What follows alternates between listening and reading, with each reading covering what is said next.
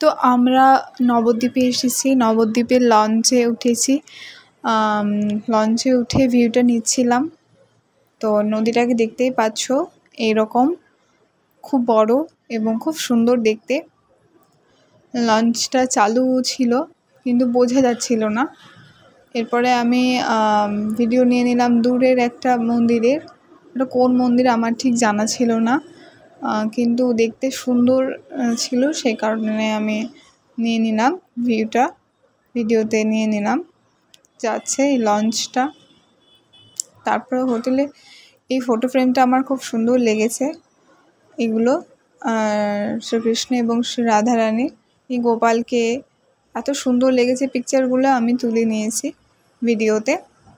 তারপরে আমরা রাস্তা দিয়ে যাচ্ছিলাম রুমের উদ্দেশ্যে। আমরা উঠেছিলাম গীতা ভবনে, তো তার দিকেই এগোচ্ছিলাম। আর বৃষ্টি হয়েছিল, তার রাস্তা ভেজা আছে, দেখতেই পাচ্ছ।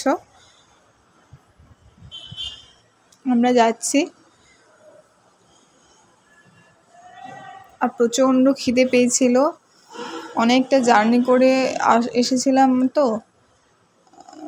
প্রচণ্ড খিদে পেয়েছিল যে গীতা ভবনে এসে গেছি আমরা। এরপর আমরা ঢুকছি গীতা ভবনের উদ্দেশ্যে। পার ডে 1000 টাকা, খুব একটা বেশি না। এখানে বাবা ফিল আপ করছে ফর্মটা। তারপর আমরা রুমের উদ্দেশ্যে যাচ্ছিলাম। আমাদের রুমের উদ্দেশ্যে আমরা যে রুমটা নিয়েছি, তারপরে রুমের মধ্যে এই ফটো ফ্রেমটা, এই দেয়াল ফটোটা আমার খুব সুন্দর লেগেছে, যেটা আমি তুলে নিয়েছি ভিডিওতে। এটা ছিল আমাদের রুম হোটেলের। এটা ছিল কাভার্ড আলমারি এবং উইথ মিরর। আমার এত সুন্দর লেগেছে, কারণ আমারও একটা এরকম কাভার্ড আলমারি নেওয়ার শখ আছে, জানি না কবে ফুলফিল করতে পারবো। কাভার্ড আলমারির মধ্যে ব্ল্যাঙ্কেট, বালিশ সব কিছুই ছিল। চেয়ার একটা ছিল, টেবিল ছিল, একটা জলের মাগ ছিল।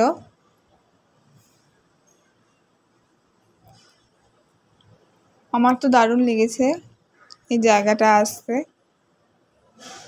অনেক দিন থেকে প্ল্যানিং করছিলাম যাব, তো ফাইনালি আমরা চলে এসেছি নবদ্বীপে। বাথরুমটাও নিয়ে নিয়েছি। আমরা যে রুমে ছিলাম সেখান থেকে মায়াপুরের যে মেন মন্দির, তার চূড়াটা দেখা যাচ্ছিল, তো সেই ভিউটা নিয়ে নিলাম। খুব সুন্দর লাগছিল দূর থেকে, দারুণ লাগছিল। এটা ছিল আমার ফার্স্ট ডে লুক, ডে 1-এর লুক। একটা ডাংরি। তারপরে এই দোকানগুলোতে গোপি স্কার্টগুলো আমার খুব সুন্দর লেগেছে, কিন্তু আমি একটাও নিইনি, কারণ বাড়িতে সত্যি আমার আলমারি ভর্তি জামা কাপড় রাখার জায়গা নেই। আমি ঠিক করেছি বাড়ি হওয়ার পর আমি একটা নেব, সেটা পরে একবার আসবো, আবার নেব। এই দোকানগুলো দেখছিলাম, ভিডিও নিয়ে নিয়েছি। এখানে গোপালগুলো খুব সুন্দর দেখতে, ঠাকুরের জামা কাপড় এভরিথিং, আতর, ঠাকুরের চন্দন, শাঁখ, জামা কাপড়, তারপরে হচ্ছে তিলক কাটার সব কিছু। এই জগন্নাথের এই মূর্তিটা আমার খুব সুন্দর লেগেছে, সেজন্য নিয়ে নিলাম। এটা হচ্ছে মায়াপুর ইস্কন মন্দির, মেন মন্দির যেটা। এখানে রেডি হয়ে আমরা একটু ঘুরছিলাম। এই যে পুকুরের সামনে এসে গেছি। পুকুরটার মধ্যে বিশাল বড় বড় কাতলা মাছ ছিল। হ্যাঁ, মাছ চাষ করছে, বিশাল বড় বড় মাছ কিন্তু কেউ খায় না এখানে। তো ঘুরছিলাম। তারপরে এখানে কীর্তন হচ্ছিল সন্ধ্যা আরতির সময়। ভিডিও নিচ্ছিলাম।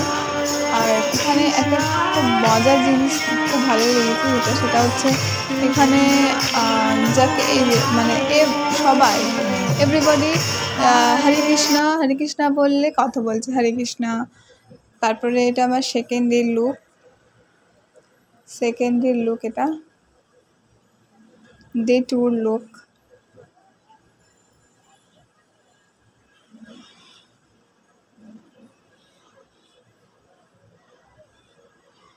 একটা জাম্পস্যুট পরেছিলাম।